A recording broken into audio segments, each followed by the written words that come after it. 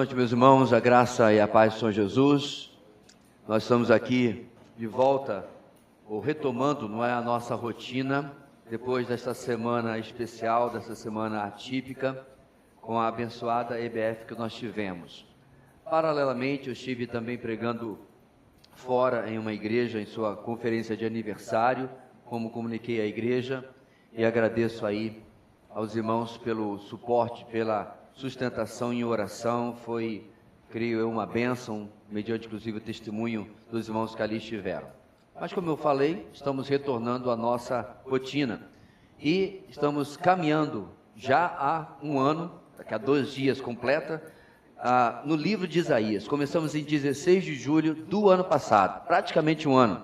E hoje, irmãos, na mensagem número 40, nós vamos cobrir boa parte do capítulo 43, porém, hoje é uma mensagem de 2 domingos. No domingo que vem, nós vamos completar o capítulo 43 e vamos ler parte do 44. Então, como vai ficar projetado ali, vocês vão perceber que nós estamos do 43 até o versículo 5 do capítulo 44. E durante toda essa nossa caminhada, aquele foi o tema do livro de Isaías, tem sido este que temos repetido a cada domingo. Quero convidar os irmãos a lermos a uma só voz. Vamos lá? O Senhor removerá a iniquidade, trazendo a promessa por meio do reino e da pessoa do Messias. Isso revela, meus irmãos, como Isaías é o profeta mais messiânico, ou seja, o profeta que mais falou sobre o Messias futuro, uma vez que ele profetizou cerca de 700 anos antes de Cristo, e absolutamente tudo o que ele falou a respeito da primeira vinda de Jesus se cumpriu, e obviamente nós cremos que aquilo que ele profetizou mais para frente, o nosso futuro a respeito da segunda vinda, também se cumprirá. Sobre este livro, nós temos lembrado que do capítulo 1 ao 39, nós encontramos esta primeira parte, onde o tema é mais de confrontação, o tema é mais de condenação, e agora nós estamos na segunda parte do livro de Isaías, do capítulo 40 até o seu final, no capítulo 66. E aí o tom muda, é muito mais de consolo, de esperança para o futuro. Nós, inclusive, já começamos esta parte, estamos no capítulo 43, e lembramos também que do 40 até o 48, exatamente nesta sessão que nós estamos, Deus está prometendo ao povo consolo, mas ele ouve do povo uma declaração de dúvida. Lá no capítulo 40, nós lemos o seguinte no versículo 27, porque você reclama, ó Jacó, e porque se queixa, ó Israel? Aí o povo responde, o Senhor não se interessa pela minha situação, o meu Deus não considera a minha causa. Mais uma vez, meus irmãos, a gente vê a misericórdia do nosso Deus. Diante de tantas, inúmeras provas do cuidado do Senhor ao longo dos séculos com Israel, registrados em sua palavra, ainda assim o povo duvida. Diante da ameaça do cativeiro babilônico que vem chegando e depois que de fato se realiza, o povo vem com esse questionamento. Então Deus, pacientemente, vai, por assim dizer, fazer a sua defesa para mostrar ao povo que de fato se importava com ele, que de fato o amava, mas Deus não passa pano para o pecado.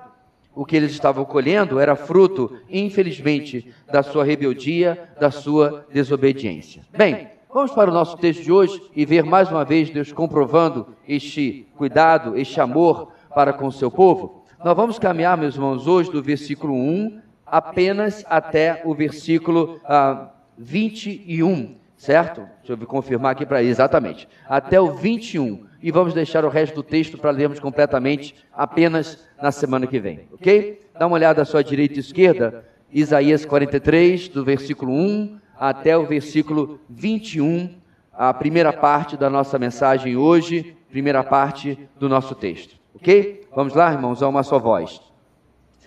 Mas agora, assim diz o Senhor, aquele que o criou, ó Jacó, aquele que o formou, ó Israel. Não tema, pois eu o resgatei, eu o chamei pelo nome, você é meu. Quando você atravessar as águas, eu estarei com você. Quando você atravessar os rios, eles não o encobrirão. Quando você andar através do fogo, não se queimará. as chamas não o deixarão em brasas. Pois eu sou o Senhor, o seu Deus, o Santo de Israel, o seu Salvador. Dou o Egito como resgate para livrá-lo, a Etiópia e Sebá em troca de você. Visto que você é precioso e honrado à minha vista, e porque eu o amo, darei homens em seu lugar e nações em troca de sua vida. Não tenha medo, pois eu estou com você. Do Oriente trarei seus filhos, e do Ocidente ajuntarei você. Direi ao Norte, entregue-os, e ao Sul, não os retenha. De longe tragam os meus filhos, e dos confins da terra, as minhas filhas. Todo o que é chamado pelo meu nome, a quem criei para a minha glória, a quem formei e fiz. Traga o povo que tem olhos, mas é cego, que tem ouvidos, mas é surdo. Todas as nações se reúnem e os povos se ajuntam. Qual deles predisse isto e anunciou as coisas passadas? Que eles façam entrar suas testemunhas, para provarem que estavam certos, para que outros ouçam e digam, é verdade. Vocês são minhas testemunhas, declara o Senhor, e meu servo a quem escolhi, para que vocês saibam e creiam em mim, e entendam que eu sou Deus. Antes de mim, nenhum Deus se formou, nem haverá algum depois de mim. Eu mesmo sou o Senhor, e além de mim não há Salvador algum. Eu revelei, salvei e anunciei.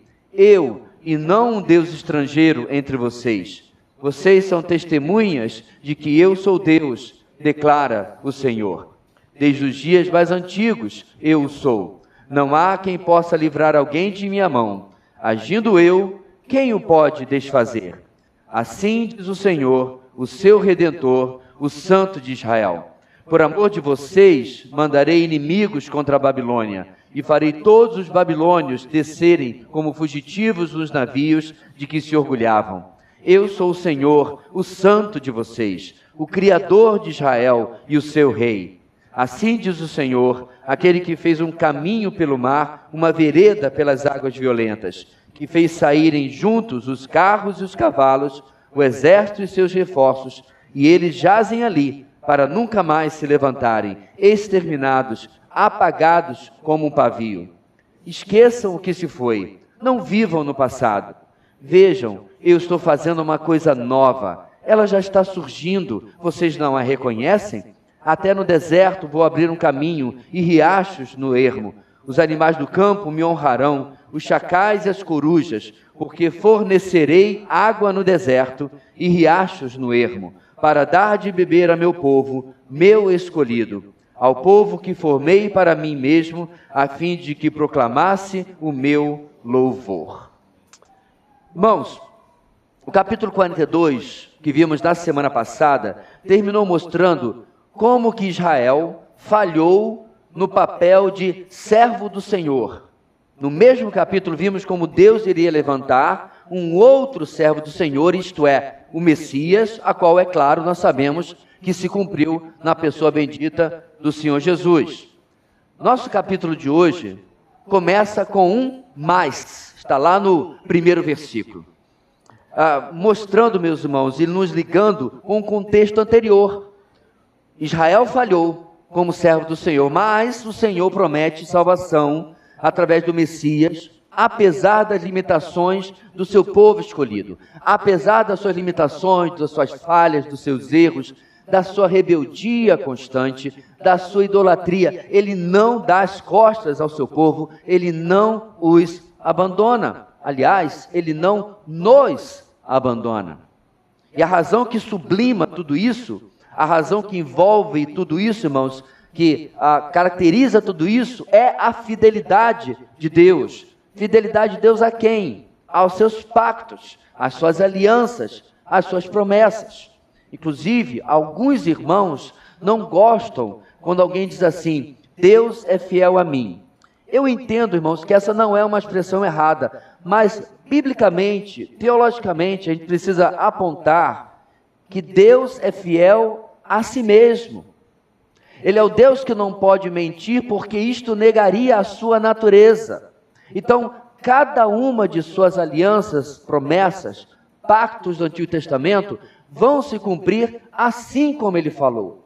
É por isso que a ideia, na verdade chama-se até uma teologia da substituição, que a igreja, nós tomamos o lugar de Israel, ela é absurda. Porque o povo de 2, 3 mil anos atrás ouviu os profetas do Senhor, como Isaías, prometendo algo que incluía o povo de Israel. E nós temos visto isso há 43 capítulos, como Deus planeja cumprir isso, apesar da infidelidade do seu povo. Então, quando se tenta espiritualizar tais promessas, e tentando empurrá-las, cumprindo-as, através unicamente da igreja, e através, é claro, da vinda do Senhor Jesus, nós estamos, irmãos, na prática, fazendo Deus de mentiroso, e que ele usou de falsas promessas para o povo do Antigo Testamento. Bem, esta não é a minha convicção. Na verdade, no nosso texto, um Israel literal está sendo alvo das promessas de Deus, e ele os libertará por causa, repito, da sua infinita fidelidade. Deus prometeu, Deus irá cumprir. Por isso, irmãos, nosso texto de hoje nos traz a seguinte grande ideia, a qual utilizaremos, é claro, na semana que vem também. A fidelidade de Deus, as suas promessas, são suficiente, razão para a nossa esperança nele. Troca ali, por favor, meu filho, são por porque não é exatamente isso, né?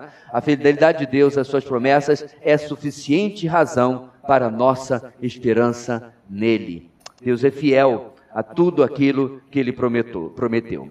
Ao longo da nossa jornada em Isaías, nós temos falado sobre o que eu tenho chamado do currículo de Deus, o histórico de Deus. Isto é, ao longo da história, Deus tem esse histórico. Ao longo da história de Israel, e mesmo fora dela, Deus tem deixado marcas de como ele faz exatamente aquilo que ele promete. Ele é o mesmo Deus que Paulo diz que se mantém fiel, ainda que nós possamos nos tornar infiéis. Isso está lá em 2 Timóteo capítulo 2, versículo 13. E Paulo não falou isso, irmãos, dentro de um palácio, não é isso? Onde ele morava em prosperidade, porque você era um apóstolo e estava rico, como esses falsos apóstolos de hoje. Não. Paulo falou essas palavras, meus irmãos, escrevendo dentro de uma prisão romana. Deus é fiel. Mas Paulo, você está preso. Não importa. Deus é fiel. Mas pastor, está doendo. Não importa. Deus é fiel. Não está indo como eu planejei. Não importa. Deus é fiel. Assim, meus irmãos, o Israel de anos depois de Isaías iria ler essas palavras, adivinha onde? No cativeiro babilônico, palavras de consolo. E elas deveriam remover qualquer dúvida quanto ao cuidado de Deus pelo seu povo escolhido, apesar do que eles estavam passando. E, meus irmãos, o mesmo se aplica a mim e a você, a nós hoje. Pouco importa o que passarmos. Mesmo que fosse até uma prisão romana, se somos infiéis, ele permanece fiel, pois não pode negar-se a si mesmo. Este é o texto de 2 Timóteo 2,13. Bem, mas antes de entrarmos no nosso texto, como eu falei, ele começa com mais. Deixa eu ler para vocês, se quiser acompanhar, deve ser só virar aí a página da sua Bíblia ou voltar a setinha no seu aplicativo. Os últimos versículos do capítulo 42, para a gente lembrar de onde vem esse mais. Versículo 23. Qual de vocês escutará isso ou prestará muita atenção no tempo vindouro? Quem entregou Jacó para tornar-se despojo e Israel aos saqueadores? Não foi o Senhor, contra quem temos pecado? Pois eles não quiseram seguir os seus caminhos, não obedeceram à sua lei, de modo que ele, o Senhor, lançou sobre eles o seu furor, a violência da guerra. Ele os envolveu em chamas, contudo nada aprenderam. Isso os consumiu e ainda assim não o levaram a sério. É nesse contexto, meus irmãos, que nós vamos ver hoje nossas 3 primeiras lições que comprovam que a fidelidade de Deus às suas promessas é suficiente razão para a nossa esperança nele. Vamos começar, portanto, meus irmãos, a nossa caminhada.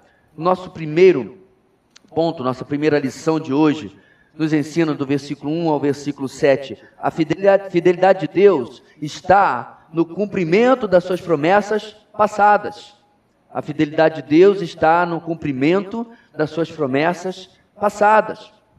Como vimos no nosso contexto anterior, o cenário que vivia Israel era decisão e determinação do próprio Senhor. Porém, era o resultado da desobediência, da rebeldia do povo.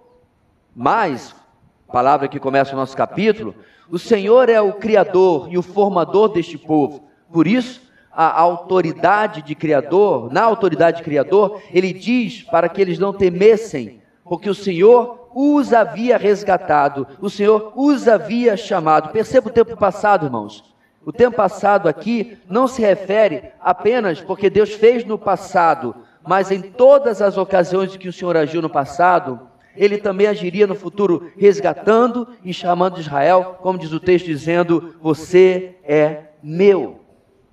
Mesmo, irmãos, nos cenários mais assustadores, como diz o texto, como uma enchente ou um incêndio, eles nada teriam a temer. Eu jamais passei nada nem perto disso aqui, já passei por enchente, mas nada ameaçador, e obviamente incêndio não, mas eu acredito que não deve ser algo tranquilo.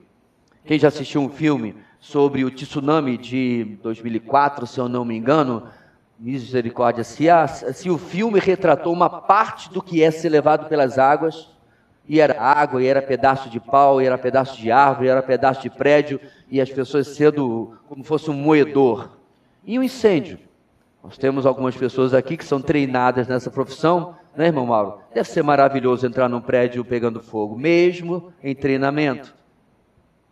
Deus diz para essas pessoas, irmãos, em cenários terríveis assim, não temam. O verso 2 garante a proteção fiel do Senhor para com seu povo. Perceba, igreja, que tais afirmações não são de Israel, ou mesmo porque nós sofremos, de forma alguma. A promessa é que nada será capaz de atingir além do ponto de sermos restaurados. Ou seja, o que Deus está dizendo aqui é que nós não vamos ser eliminados, destruídos de forma alguma. Ele vai sempre nos guardar, nos proteger. A promessa é que nada poderá definitivamente nos atingir. Poderemos, vamos dizer assim, ficar molhados. Poderemos dizer assim, ficar chamuscados. Podemos passar por situações que vão ser assustadoras, que vão ser até dignas do nosso medo, do nosso temor, da nossa ansiedade. Mas Deus garante, nada vai ser definitivamente destrutivo na vida de vocês.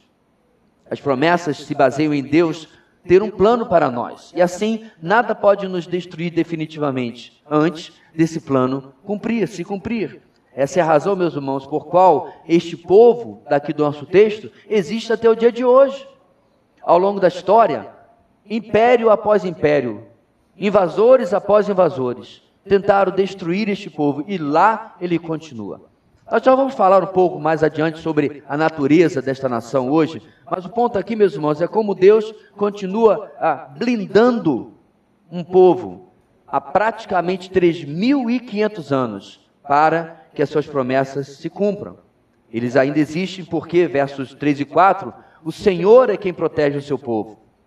A Israel, ele deixa claro que os ama tanto a ponto de trocá-los por outros povos. Olha na sua Bíblia, literalmente, irmãos, dá-los para que seu povo possa continuar. Agora, calma, não há de Deus aqui, irmãos, essa expressão, que Ele vai dar o Egito, que vai dar a Etiópia, não há uma, vamos dizer, uma xenofobia de Deus para com as outras nações. Não, não é isso não.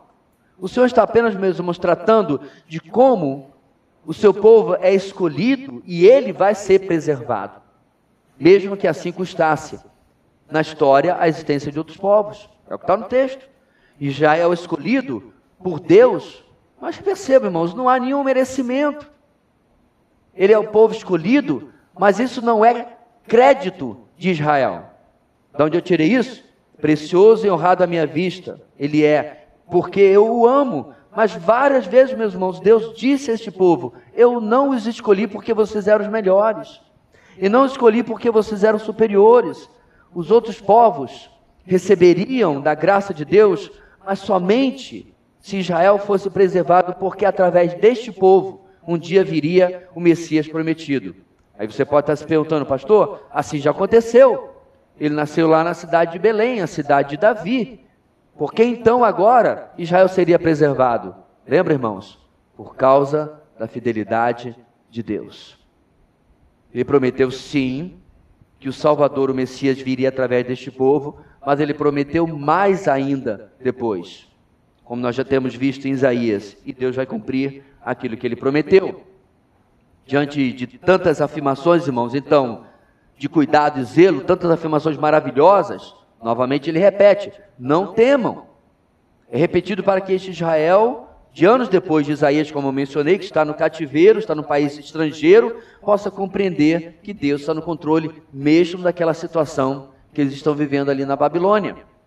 Eles não precisavam temer porque, versos 5 a 7, reafirmam uma promessa que já tinha sido cumprida e que continua sendo cumprida. De todos os lados do planeta, o povo seria trazido de volta a Israel. O texto fala sobre o Oriente, o Ocidente, o Norte e o Sul. De todos os lados, o povo seria reajuntado em Israel. Meus irmãos, isso se cumpre primeiramente, no nosso contexto imediato, no retorno do cativeiro babilônico. Nós estudamos isso, inclusive, na nossa BD, não é isso? O imperador Ciro, aquele que vai conquistar a Babilônia, o persa, ele assina um decreto, e aí, a partir daí, começa as migrações de retorno para Israel. Entre elas, com Zorobabel, outra com Esdras e outra com Neemias. Ou seja, o texto já começa a se cumprir automaticamente. Agora perceba, irmãos, Jerusalém, Israel, por assim dizer, é destruída novamente no ano 70 depois de Cristo.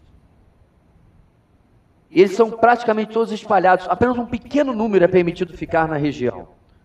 Passado o tempo, alguns retornam, mas infelizmente eles nunca mais tiveram ali uma autonomia. Era sempre debaixo da autoridade de outro povo. Eram naturais da terra, sem autoridade sobre a terra. Mas aí, meus irmãos, nos últimos anos, nas últimas décadas, até hoje em dia, se criou uma palavra, ou se popularizou uma palavra chamada alaya, em hebraico. Significa subida. Essa é a palavra-chave do retorno periódico do povo judeu para Eretz Israel, a terra de Israel. Todo ano, milhares de judeus saem, como diz o texto, do norte, do sul, do leste, do oeste, retornam para a terra dos seus ancestrais e pedem cidadania. Eles hoje podem retornar pelos mais variados motivos, talvez conveniência, talvez até porque estão sofrendo algum tipo de perseguição no lugar onde estão, o antissemitismo é uma realidade, não importa. Deus está cumprindo seus desígnios através das mais variadas motivações humanas, pouco importa. Na última década, por exemplo, meus irmãos, nos últimos 10 anos, 336 mil pessoas fizeram a alaya, a subida de volta a Jerusalém. O Senhor continua fiel, o povo chamado pelo seu nome, ainda que rebelde em grande parte, será trazido de volta para que dele, lembra da palavra que temos falado em Isaías, um remanescente fiel seja restaurado e transformado para a glória do Senhor, que os formou e os fez, como diz o nosso texto. Deus continua fazendo o seu plano, apesar da, digamos assim, incredulidade teológica de alguns. É claro, meus irmãos, que muitos podem apontar, como eu falei agora há pouco, que Israel, esse país da bandeirinha branca e azul, não é um povo santo, não é um povo dedicado a Deus. E eu concordo plenamente, muito pelo contrário. Isso não está errado, porque na verdade, irmãos, esse é o povo, e eu falei em outras mensagens, materialista, secularista, inclusive muitos ateus. É um povo, em termos de costumes, liberal. Então não estamos aqui passando pano para o país de Israel, de forma alguma. Na verdade, esperar que o povo de Israel, irmãos, fosse piedoso e merecedor do agir de Deus, é esperar o contrário do que a gente vê em todo o Antigo Testamento. Vemos um povo rebelde, vemos um povo não merecedor do amor de Deus. Vocês recordam, por exemplo, a saída do Egito? Quantas vezes eles reclamaram com Moisés? Quantas vezes eles protestaram, as pragas acontecendo, os milagres de Deus acontecendo, e eles reclamando. E aí finalmente eles saem depois da 10ª praga. Chegam à beira do Mar Vermelho. O que eles fizeram, irmãos? Reclamaram. O mar se abre. Eles atravessam em terra seca. Chegam do outro lado. É deserto. Eu vi com meus próprios olhos, o negócio é complicado. Não tem exatamente, deixa eu pegar aqui essa torneirinha e pegar água. Não tem. Eles sabiam disso. Mas em vez de perguntar, porque o problema, irmãos, não é quando nós perguntamos a Deus, Senhor, por que o Senhor nos trouxe assim? Por que assim? Ajuda-nos, Senhor. Não, isso não é um problema. Deus não quebra, irmãos. Deus não é de porcelana, não. O problema era a atitude de coração que eles tinham. De rebeldia, de murmuração, de constantemente reclamar de Deus e daquele que Deus colocou à frente deles.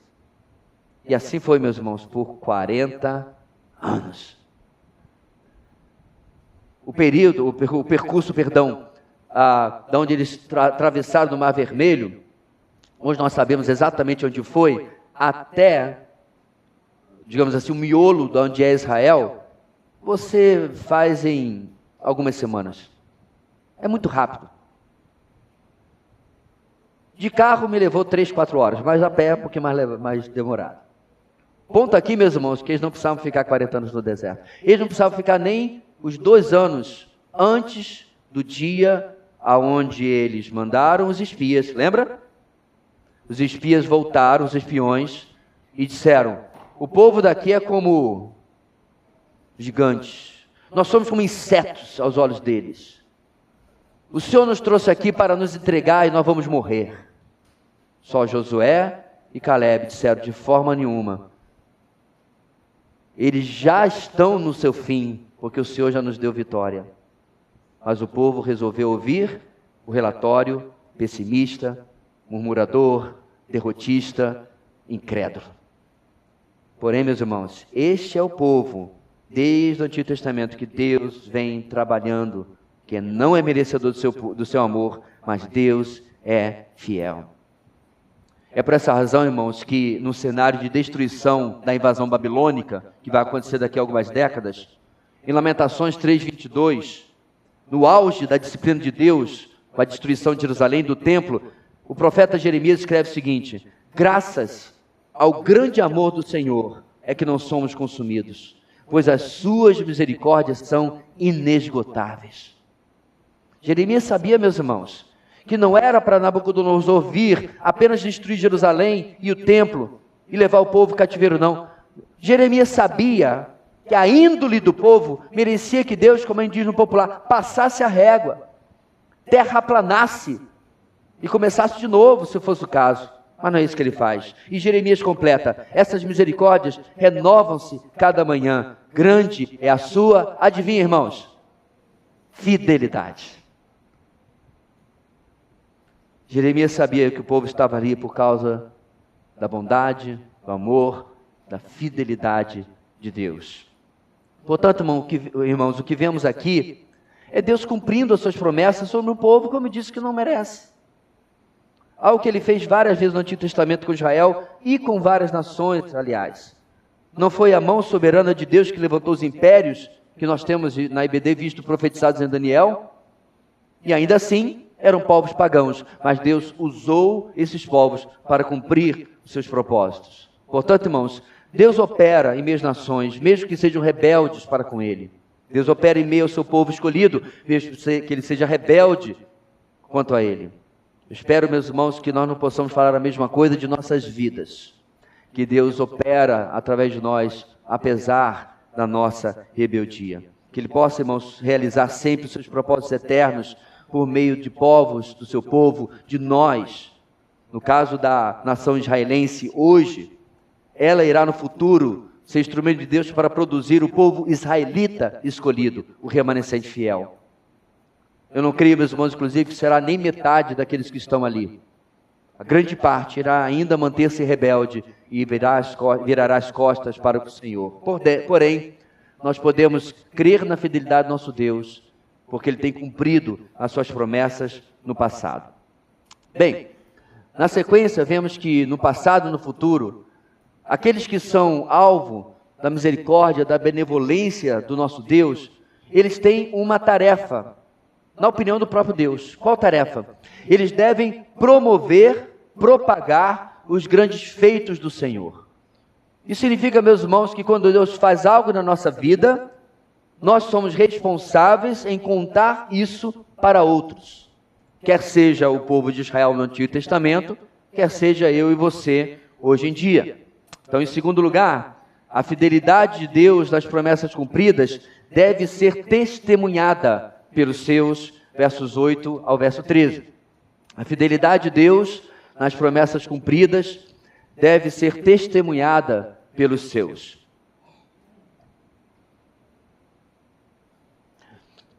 Várias vezes, irmãos, na exposição de Isaías, na exposição, na verdade, de muitos livros que temos passado no Antigo Testamento, nós temos sido lembrados que Israel foi chamado para ser uma luz para as nações, isto é, um farol que chamaria a atenção dos povos para quem é o nosso Deus. Este era o plano de Deus, que Israel fosse uma nação, um povo tão próspero, tão maravilhoso, que as pessoas literalmente, meus irmãos, fossem visitar, certo? Israel de norte a sul, de Dan a Berseba, lá do alto de Dan até a beira do Mar Vermelho, em qualquer lugar que fosse, ficasse deslumbrado com a riqueza, com a alegria, com a paz e justiça que reinava naquele povo. Você para pensar assim, isso já teve algum lugar? Teria, se o povo tivesse obedecido ao Senhor. E assim, meus irmãos, com esta propaganda viva, as nações buscariam o Senhor também. Este era o objetivo, o plano de Deus. Mas nós temos sido lembrados também, irmãos, que isso, é claro, simplesmente não aconteceu. Se Israel foi testemunho de alguma coisa, foi, em sua maior parte, um testemunho de como desagradar e não viver para Deus. Foi o testemunho do contrário. Israel serve em grande parte para que nós possamos aprender o que não fazer para com o Senhor. E assim, o verso 8 começa a falar sobre Israel e como ele deveria agora, do que tem ouvido de Deus, ser testemunha dos feitos do Senhor. Perceba, meus irmãos, como Deus parece que não desiste. É o Deus das novas oportunidades, é o Deus das novas chances. Com o currículo negativo de Israel, eu e você talvez já teríamos dito, deixa para lá esse povo, esquenta com eles não, você já tentou demais. Mas ele volta, meus irmãos, no versículo 8, e os convoca a ser essa testemunha. Ele é ainda um povo que tem olhos, mas é cego, tem ouvidos, mas é surdo, isto é, um povo que não enxerga e não ouve, que está bem diante deles, eles são espiritualmente cegos e surdos. Mas ainda assim, as nações são convocadas, olha no verso 9, para perceberem a diferença de como Deus age com Israel, para com a forma como Deus age para com as outras nações. Onde que eles perceberiam isso, irmãos? Na história passada. Olhe para trás e veja o que eu já fiz com este povo. Esse, meus irmãos, é o testemunho de Israel, mesmo que Israel não abrisse a boca. Era só o longo relacionamento que ele vinha tendo com Deus, já serviria para atrair as nações. Ao longo da história, do faraó do Egito, passando por Senaqueribe da Síria, que vimos alguns meses atrás, chegando inclusive, irmãos, até os poderosos do nosso tempo, todos têm predito, entre aspas, o fim desse povo. Todos eles já têm falado que eles seriam exterminados, que eles seriam derrotados, que eles seriam destruídos. E ainda assim, Israel permaneceu, e Israel permanece até o dia de hoje. Diante disso, irmãos, e de toda a fidelidade do Senhor, os povos do mundo, diz o texto, se renderiam e teriam que admitir que tudo isso é verdade, como está no final do verso 9. Deus de fato tem feito isso. Deus de fato tem realizado isso. As ilusões das nações são apenas mentiras. Mas, irmãos, as realizações, os propósitos de Deus, os desígnios de Deus, inclusive aqueles profetizados e prometidos séculos antes de acontecerem, estes são a verdade, estes são a própria realidade que nós vivemos. O que eu quero dizer com isso, irmãos? Até hoje, o mundo vive numa Matrix. Lembra do filme? Num cenário fabricado. A cultura, a filosofia, a sociologia, são tentativas do homem, a religião também, de tentar agarrar a realidade. Mas o homem vive, meus irmãos, em uma coisa fabricada pela sua própria mente. Uma realidade, vamos chamar assim, alternativa. A realidade é Deus e a sua verdade. E a essa que Ele nos chama a viver aqui, e os povos deveriam perceber isso nas ações do Senhor ao longo da história. Portanto, por causa dos feitos do Senhor, por e por meio de Israel ao longo da história, eles são convocados no verso 10 a serem, está preparado? Testemunhas de Jeová. As verdadeiras testemunhas de Jeová. Aliás, meus irmãos, esse verso 10 do capítulo 43 é um verso que, usado completamente fora do seu contexto, é utilizado pelos testemunhas de Jeová que você conhece hoje. Esse e outro do capítulo 44, aliás. Mas aqui, meus irmãos, Deus não está falando com uma seita pseudo-cristã que surgiu no final do século XIX, de maneira nenhuma. Ele está falando com o povo da aliança. E por causa do que o Senhor tem feito, todos os povos, inclusive Israel, deixariam sua incredulidade, abandonariam sua idolatria, que nós temos inclusive visto sendo repetida nos capítulos anteriores, não é isso? E, bem, deixa eu ler o texto porque ele fala melhor do que eu poderia explicar. Para que vocês saibam e creiam em mim, e entendam que eu sou Deus. Antes de mim nenhum Deus se formou, nem haverá algum depois de mim. Eu mesmo sou o Senhor, e além de mim não há Salvador algum. Eu revelei, salvei, anunciei, eu e não um Deus estrangeiro entre vocês. Vocês são testemunhas de que eu sou Deus. Eu não poderia dizer com melhores palavras do que o próprio Senhor, mas eu quero destrinchar, meus irmãos, pelo menos 4 das inúmeras, maravilhosas verdades que há nesse texto aqui. Primeiro, o objetivo desse testemunho que Deus está encarregando o seu povo a dar sobre Deus não é simplesmente condenar as nações, mas sim para que os homens se arrependam, diz o texto, e vocês saibam e creiam em mim e entendam que eu sou Deus. Perceba, irmãos, o nosso Deus é sempre...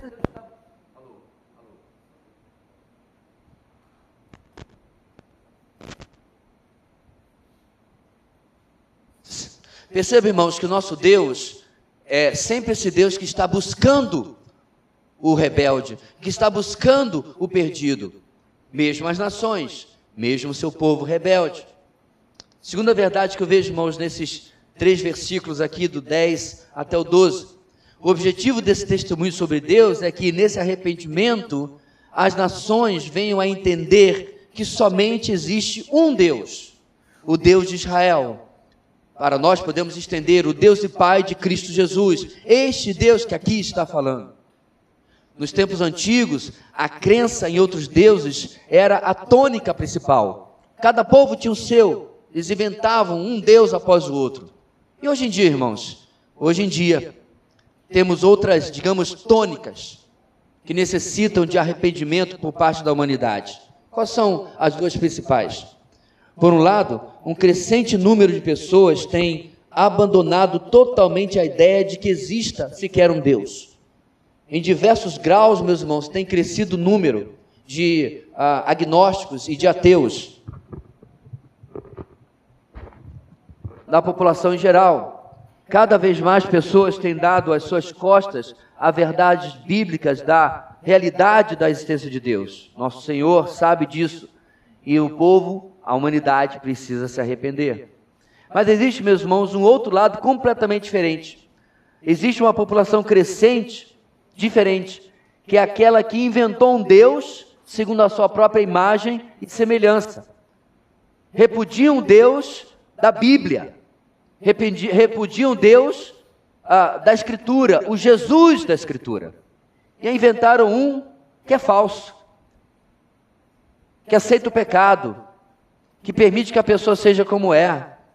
Já disse para os irmãos que já tive esse debate inúmeras vezes nas redes sociais. Estamos ali debatendo um tema polêmico, e alguém fala assim: este não é o Jesus que eu creio. Jesus que eu creio, ele é amoroso, ele é bondoso, Ele aceita todos.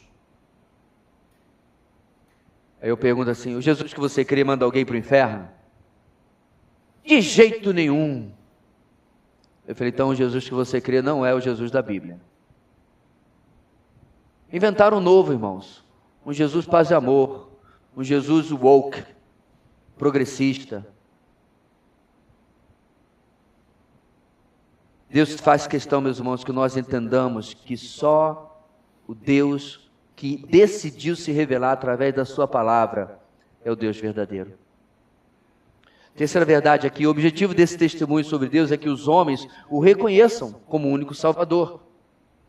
Algo que, meus irmãos, que é mais uma vez uma declaração sobre Yahweh, sobre Jeová, a qual é igualmente afirmada no Novo Testamento a respeito de Jesus. Jeová, o Deus do Antigo Testamento, é Salvador, porque ele declara, eu mesmo sou o Senhor, além de mim não há Salvador algum. É quando a gente vai lá no Novo Testamento, essa mesma declaração nós encontramos a respeito de Jesus.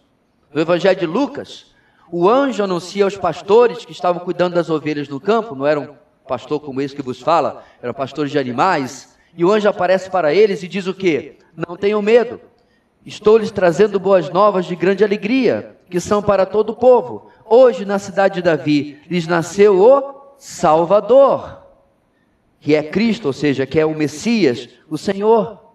Mesmo título. Na verdade, irmãos, mesmo antes de Jesus nascer, José, que casaria depois com Maria, ouviu de outro anjo. José, filho de Davi, não tema receber Maria como sua esposa, pois o que nela foi gerado procede do Espírito Santo.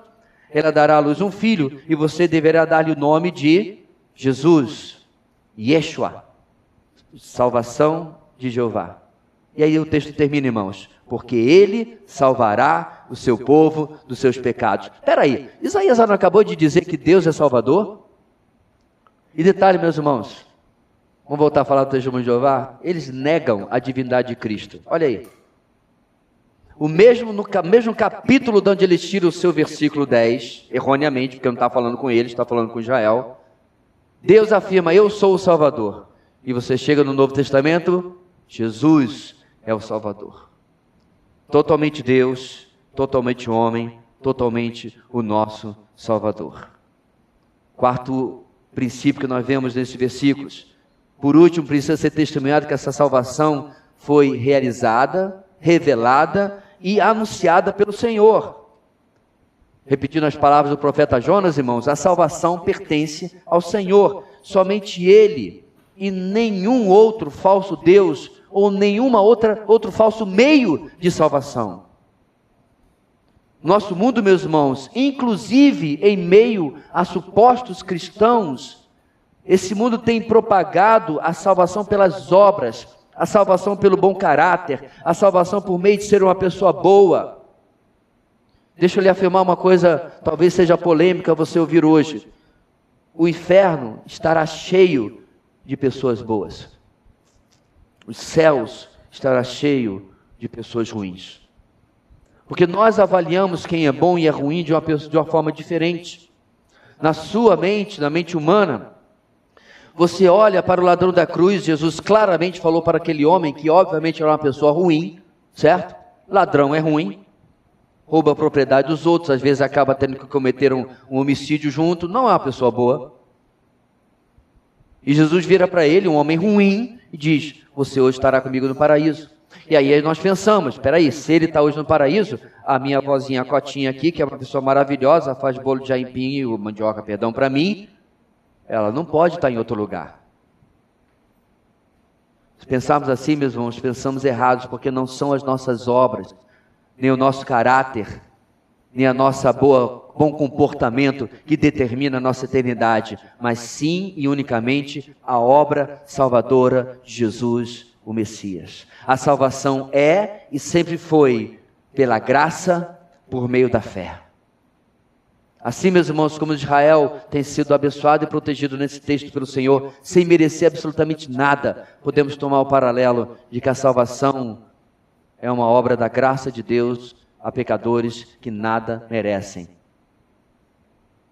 Um homem de Deus do passado, dos puritanos, disse que no chão do inferno No chão do céu vai estar escrito: ninguém chegou aqui por merecimento. E no chão do inferno vai estar escrito: ninguém chegou aqui sem merecer. Essa é a verdade bíblica, que muitas vezes a nossa sociedade, muitas vezes até mesmo as nossas mentes, não gostam muito de ouvir. Bem, a nossa segunda sessão, o segundo ponto do nosso texto, termina no verso 13, fechando o argumento do Senhor, dizendo que, diferente de deuses inventados, o Senhor é eterno. Ninguém dele escapa, quer seja para a salvação, obviamente, quer seja para a condenação. Todo ser humano um dia estará diante do Senhor. E os propósitos que ele decretou, cada um deles irá se cumprir. Isso deve ser anunciado hoje, meus irmãos, pelas verdadeiras testemunhas de Yahweh. Ou, se você preferir, as testemunhas de Yeshua, as testemunhas de Jesus, o Messias, que sou eu e você. As verdades que ouvimos aqui, por mais às vezes que são incômodas à mente moderna, precisam ser anunciadas por nós, testemunhadas, como nosso Deus aqui diz, por causa da sua grande fidelidade.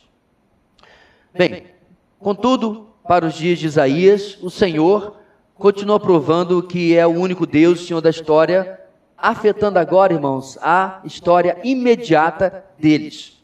Em um futuro bem próximo, eles experimentariam já a mão do Senhor soberana sobre a história, libertando-os do cativeiro. E tal realização do Senhor, irmãos, há tantos anos atrás, vem hoje para mim e para você também trazer segurança.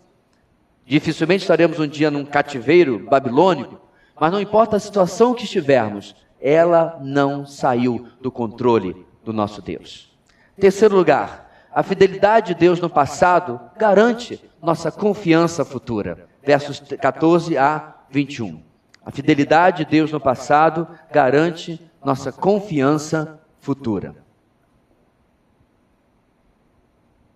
O verso 14, irmãos, começando, olha ali para muitos e muitos anos no futuro. Devemos lembrar, irmãos, que Isaías, só para lhe posicionar, está profetizando por volta do ano 700 a.C. Aí no final, quase o final do reinado de Ezequias. E ele está profetizando, na verdade, irmãos, para o futuro, como eu disse, para o povo do cativeiro, lá no ano 586 a.C. Lembrando que antes de Cristo, é claro, o ano vai diminuindo, não é isso? Isaías está falando, meus irmãos, com esse povo 100 anos depois no futuro. Porém agora ele vai mais adiante, ele vai falar da queda da Babilônia. A queda da Babilônia aconteceu a partir do ano 540, isto é, mais 160 anos no futuro, a partir de quando Isaías está falando. O Deus da história, meus irmãos, está declarando o que ele vai fazer com a história. Uma vez que ele é o Redentor, uma vez que ele é o Salvador do seu povo, o texto diz, por amor de vocês, ele já está declarando o que ele vai fazer. Apesar do povo, irmãos, como eu disse, não merecer este amor, ele está ligado à pessoa de Deus, à fidelidade de Deus. Ele é o Deus da aliança. O amor dele se apresenta em atos práticos.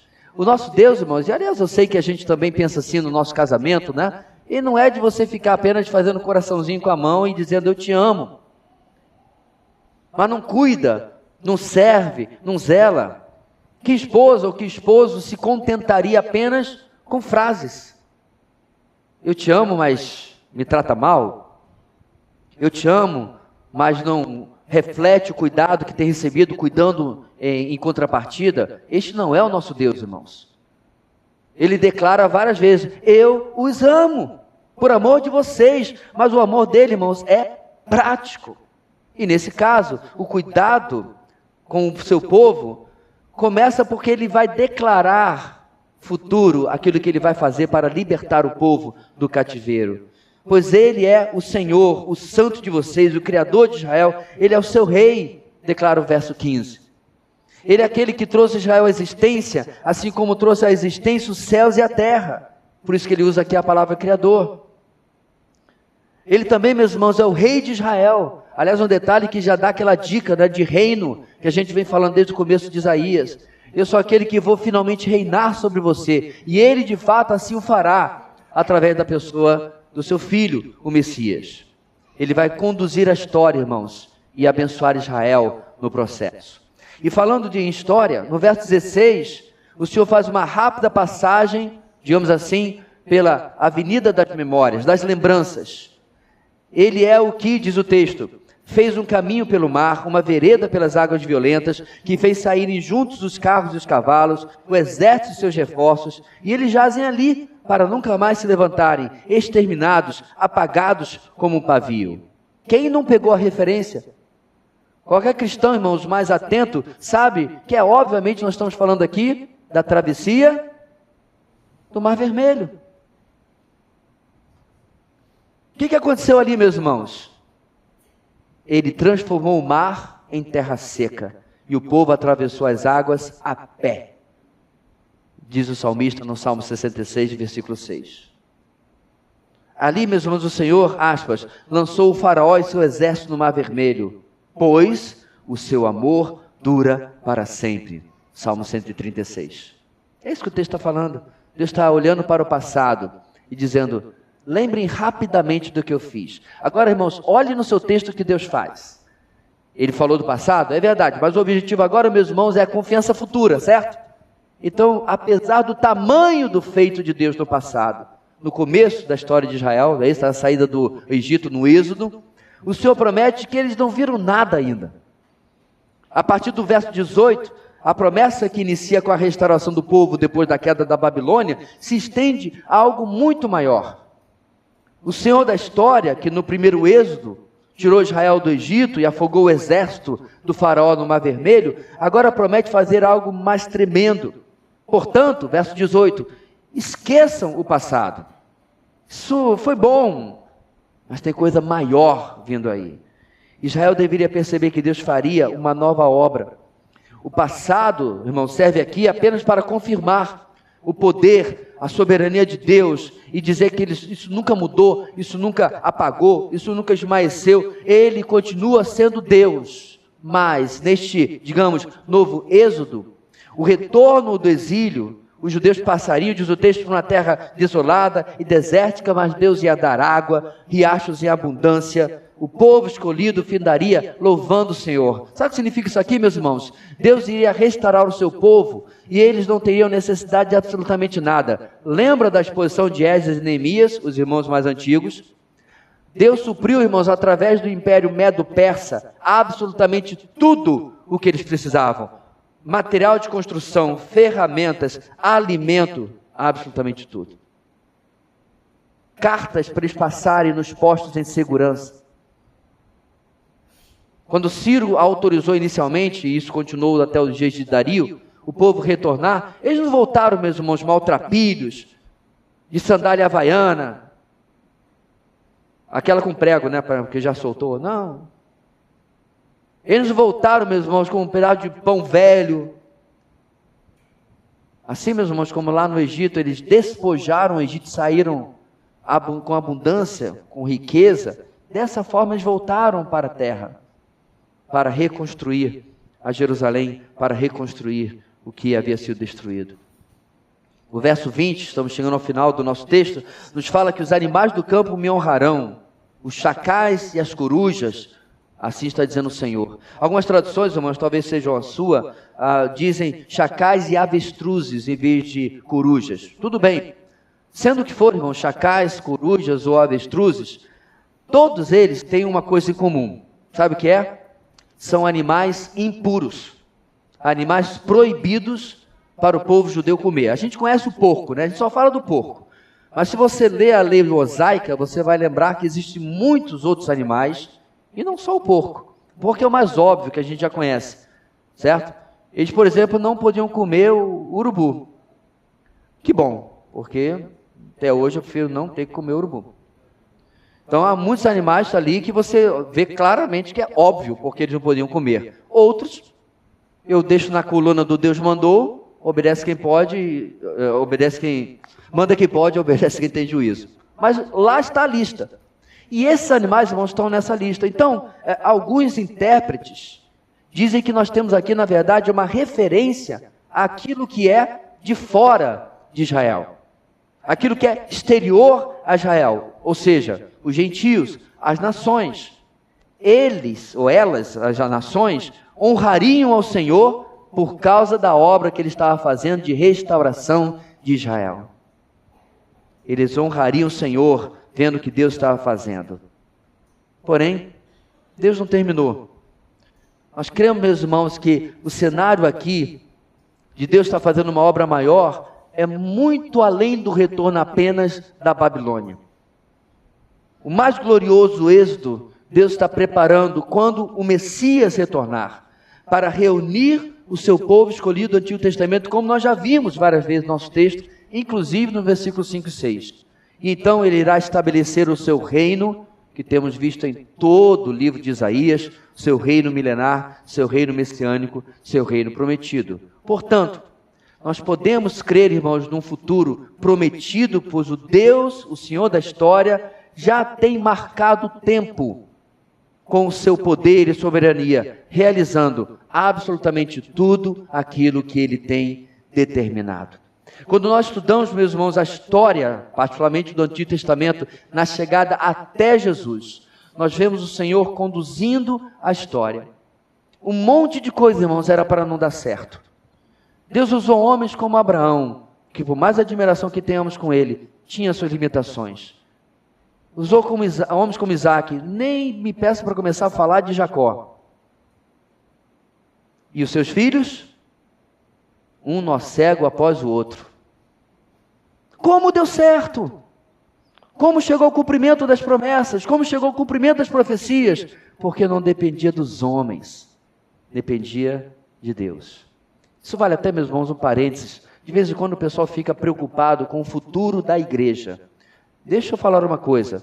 Nós podemos estar preocupados com o futuro de uma igreja local.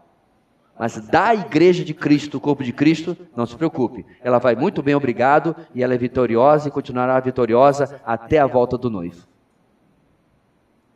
Ela não vai acabar, ela não vai ser abandonada, ela não vai ser destruída. Igrejas locais, irmãos, infelizmente, é verdade, ao longo da história, deixaram de existir.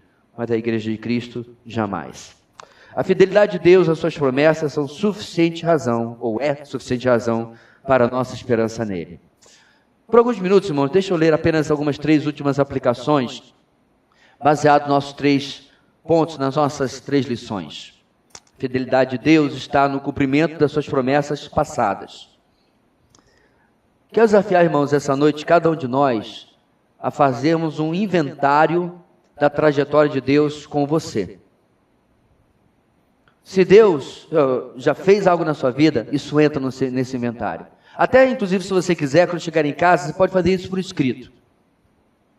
Quais são as intervenções e participações claras de Deus em sua vida, sobre as quais você poderia, por exemplo, repetir as palavras do Salmo 126. Coisas grandiosas fez o Senhor por nós, por isso estamos alegres. Quais são as coisas que você poderia colocar debaixo desse texto? Quais são as marcas palpáveis, demonstráveis da fidelidade de Deus em sua vida? Você as consegue perceber? Você as consegue contar? O velho hino batista diz: conta as bênçãos, conta quantas são recebidas da divina mão. Uma a uma. Diz-lhes uma vez: hás de ver surpreso quanto Deus já fez. Em segundo lugar, a fidelidade de Deus às promessas cumpridas deve ser testemunhada pelos seus. Então, meus irmãos, você tem sido um megafone, um outdoor, uma propaganda viva do agir de Deus. Você dá crédito ao Senhor pelas coisas que acontecem em sua vida, até mesmo para incrédulos. Especialmente, irmãos, diante daqueles que mais duvidam do que Deus pode fazer, você aponta para o céu. Eu não estou dizendo para você dar uma jogador de futebol, né? Agora virou mania, né? O cara faz gol e dali sai para boate para estar com mulheres que não são a sua. Maravilhoso. Não. Eu também não estou dizendo, meus irmãos, a dar um mero cultural e raso graças a Deus. Eu já vi até ateu falar graças a Deus. Virou cultura. Quer fazer um teste? Você esteve doente, por exemplo, faltou uns dias ao trabalho, voltou e o colega pergunta: e aí, rapaz, tá bom, tá melhor? Graças ao Senhor Jesus. Aí você vai ver a cara dele mudar. Pode acreditar, já fiz o teste. Graças a Deus, meus irmãos, todo mundo atura. Mas quando você mostra que você está realmente grato por causa do seu relacionamento pessoal com Jesus, as pessoas, você é desses, é? Aí começa um distanciamento social, porque você pode contagiar. Essa é a pergunta, meus irmãos. Nós temos declarado as obras do Senhor, temos sido testemunhas do que Ele tem feito. Podemos realmente repetir as palavras de Paulo? Não me envergonho do Evangelho. Não me envergonho de Cristo, não me envergonho do que Ele tem feito na minha vida. 3, a fidelidade de Deus no passado garante nossa confiança futura. Vamos logo, nosso dia de domingo chegará ao fim. Nós vamos começar mais uma semana de trabalho e outros compromissos. Hoje mesmo, sua mente pode ter passado muito tempo ocupada e preocupada com as coisas desta semana ou de um futuro mais próximo. Porém, meus irmãos, qual o impacto tem tido em você aquilo que o Senhor é e aquilo que Ele já tem feito em sua vida e, é claro, na vida de tantos na história? Você canta, porque Ele vive, posso crer no amanhã. Mas será que isso é uma verdade realmente quando nós cantamos? Ou é apenas mais uma daquelas coisas que nós cantamos ou falamos, mas não cremos de verdade? Mais uma daquelas coisas que cabem na frase de A.W. Tozer: os crentes não mentem, eles vão para a igreja e cantam. Seja como for, meus irmãos, precisamos pensar se de fato o currículo de Deus tem sido testemunhado por nós e tem nos dado segurança para com o nosso futuro. Isso é o que Deus queria fazer com o povo nesses 21 versículos. Lembrem o que eu fiz? Conte para os outros. Confie que eu farei mais ainda. Valia para Israel. Vale para mim e você também. Deus querido, ajuda-nos a olhar essas 3 verdades tão simples da Tua Palavra hoje e ler a Tua Palavra contra nós, confrontando nossas escolhas e atitudes. Ajuda-nos, ó Deus, para que assim possamos Te servir com inteireza de coração, com integridade de vida, inteireza de vida. Ajuda-nos, ó Pai, a crer na Tua fidelidade de forma prática, real, e que mude, transforme, afete o nosso dia a dia. É a nossa oração em o nome de Jesus. Amém e amém.